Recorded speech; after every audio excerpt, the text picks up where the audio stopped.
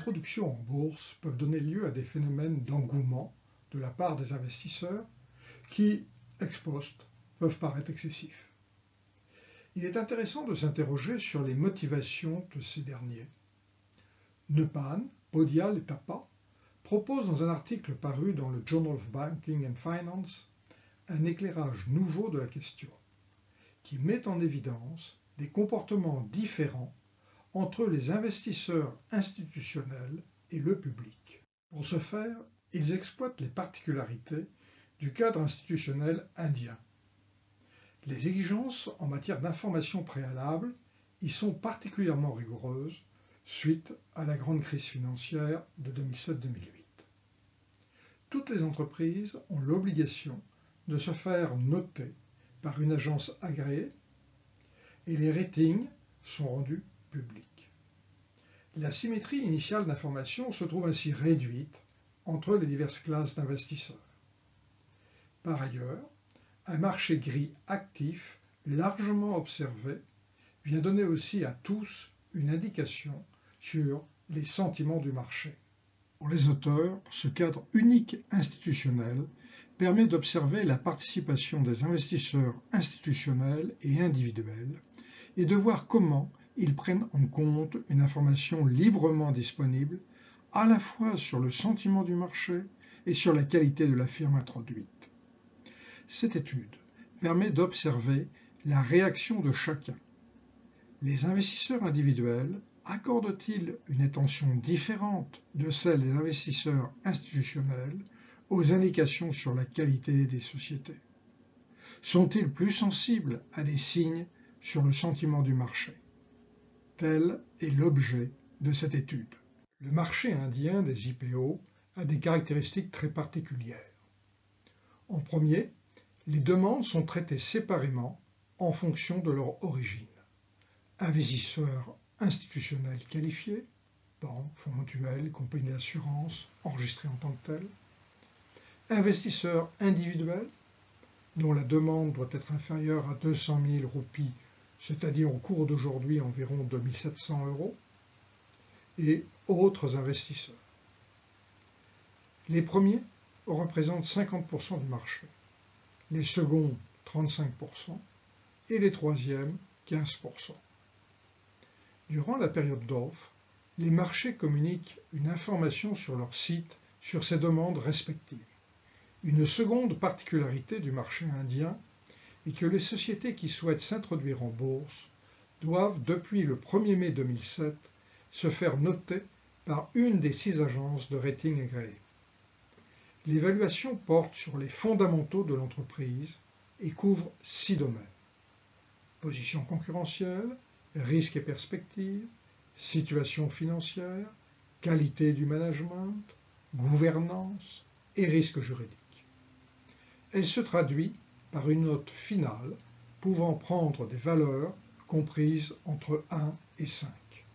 Enfin, il existe un marché gris actif du titre entre quelques jours avant le jour d'ouverture de la souscription et le jour d'introduction. Un courtier peut proposer d'acheter ou de vendre le titre qui serait reçu lors de l'introduction à un prix égal au prix d'offre retenu. Prix encore inconnu, seule une fourchette est alors publiée par l'entreprise. Prix majoré d'un premium. C'est ce premium qui fait l'objet d'une cotation en roupies et dont le cours est publié par les principaux courtiers. L'indicateur retenu est ici le premium coté à la clôture de l'offre et exprimé en pourcentage. Il existe une abondante littérature financière qui montre que les investisseurs institutionnels participent plus aux IPO de bonne qualité et moins aux autres. Ils exploiteraient ainsi leur expertise dans l'analyse des titres, laissant les investisseurs individuels plus sensibles aux sentiments dominants du marché. Dans le cas indien, la symétrie d'information est plus réduite. Directement, parce que les notations sont publiées, et indirectement, parce que les demandes de chaque catégorie d'investisseurs sont connues des autres.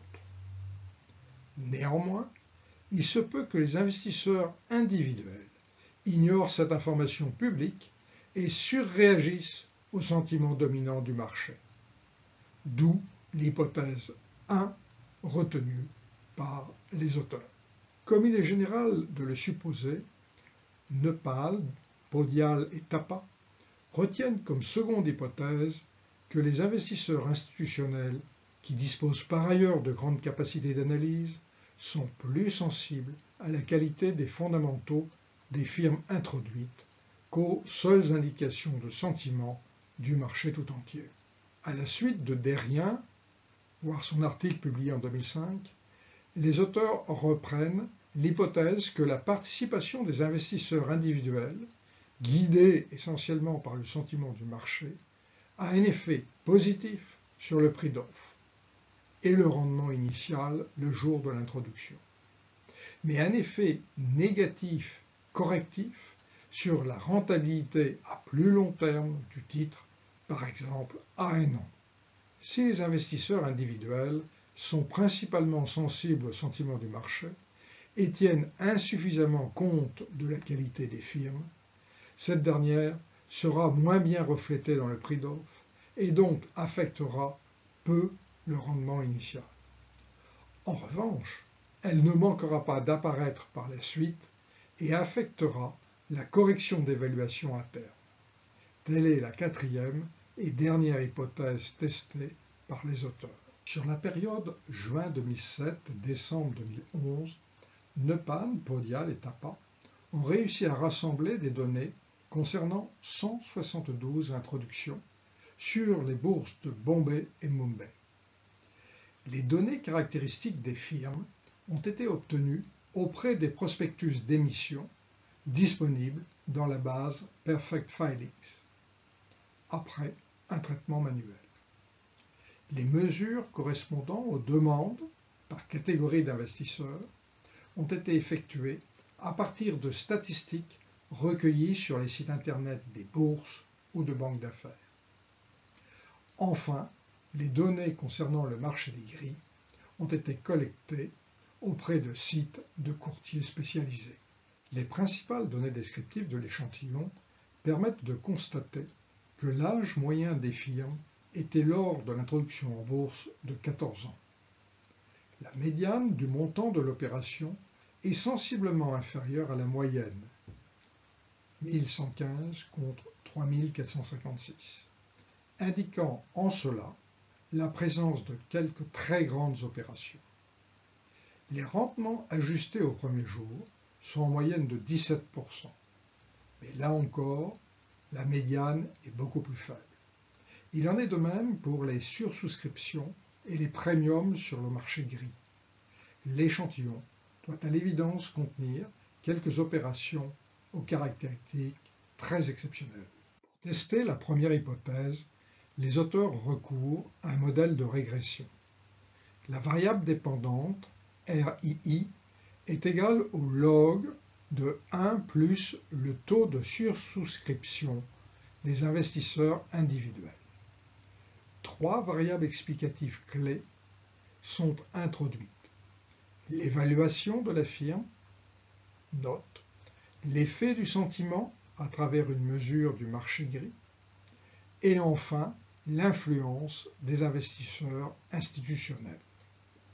La variable concernant le marché gris, GRES, est égale au résidu d'un modèle de régression où le premium observé sur le marché gris a été préalablement régressé sur la note de la firme afin d'en contrôler l'effet.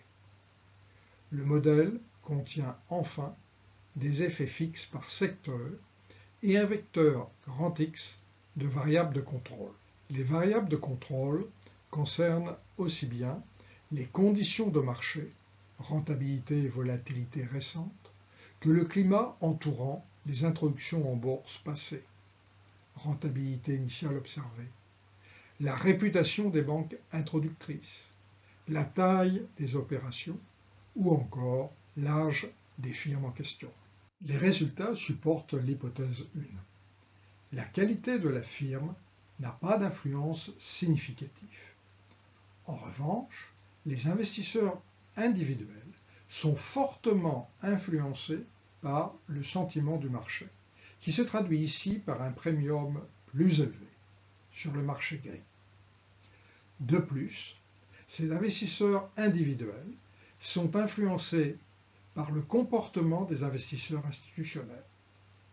Un point intéressant est mis en évidence par l'introduction d'une variable indicatrice d'interaction qui prend une valeur 1 quand la variable QIB, c'est-à-dire participation des investisseurs qualifiés, est supérieure à sa médiane. Cet effet est fortement asymétrique. Les investisseurs individuels suivent quand les autres y vont, mais ne s'abstiennent pas quand les autres n'y vont pas. Conformément à l'hypothèse 2, la qualité de la firme a bien une influence significative sur la demande des investisseurs institutionnels. L'effet du sentiment du marché est plus complexe. Le modèle suggère qu'il n'est vraiment fort et significatif que lorsque les premiums sont supérieurs à leur médiane. Le fait que le sentiment puisse être mauvais ne semble pas affecter ici le jugement de ces professionnels qui font alors confiance à la qualité des titres. Pour étudier le prix d'offre, les auteurs l'expriment en fonction de la fourchette annoncée. Ils apprécient les influences du sentiment, marché gris, de la qualité, note, et des différentes demandes, QIB, NII et RII, à travers les coefficients d'un modèle de régression de type Tobit. Le vecteur de variable de contrôle X a été introduit, ainsi que des effets fixes par secteur. Les résultats montrent une association positive entre le prix d'offre et le premium constaté sur le marché gris. Ce résultat est conforme à ce qui a déjà été observé sur les marchés européens. Ce résultat est robuste et résiste à l'inclusion des variables de demande naturellement positivement associées. Demande des investisseurs qualifiés, demande des autres investisseurs, demande des investisseurs individuels. Enfin, relevons l'absence d'association avec la variable de qualité de la firme. Nepal, Podial et Tapa utilisent une approche voisine pour tester et mettre en évidence les déterminants des rendements initiaux. Dans cette régression, la variable dépendante est le rendement initial. Il apparaît fortement associé au premium du marché gris. En revanche, aucun lien n'apparaît avec la qualité de la firme ou avec les variables de demande. À lui seul, le marché gris démontre une aptitude à anticiper le niveau du prix d'offre à venir. Enfin, pour tester les dernières parties des hypothèses 3 et 4, les auteurs régressent les rendements 3 mois, 6 mois et 12 mois après l'introduction, avec les mêmes variables explicatives. Les résultats à 3 mois et à 1 an montrent une correction négative et significative dans les 3 mois qui suivent quand le marché est trop exubérant. À l'opposé, une association positive et significative apparaît avec la variable note qui mesure la qualité de la firme. Le marché corrige alors ses estimations quand la qualité n'a pas été correctement appréciée par le marché au préalable.